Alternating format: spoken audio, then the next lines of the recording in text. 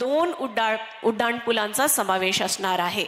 आणि आज उद्घाटन होणारे उड्डाणपूल हे महाराष्ट्र शासनाच्या सार्वजनिक बांधकाम विभाग म्हणजे PWD आणि रेल्वे मंत्रालयाच्या 50-50% वित्तीय सहभागातून पूर्ण झाले आहेत।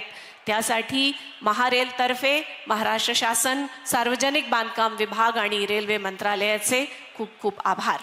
महारेल हे महाराष्ट्र शासन आणि रेल्वे मंत्रालयाचा संयुक्त उपक्रम आहे।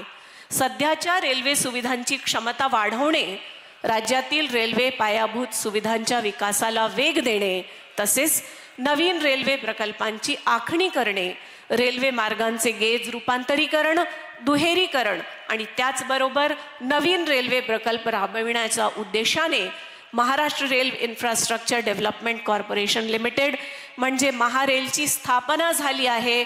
आणि तुम्हा सर्वांना सांगण्यात मला खूप आनंद होत आहे की Maharail is the brain child of honourable Devendra Fadnavis ji, त्यांची ही संकल्पना आहे।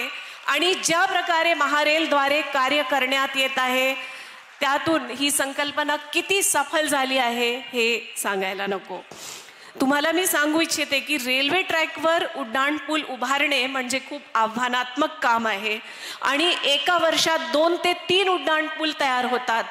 पण महारेलने आपल्या स्थापनेनंतर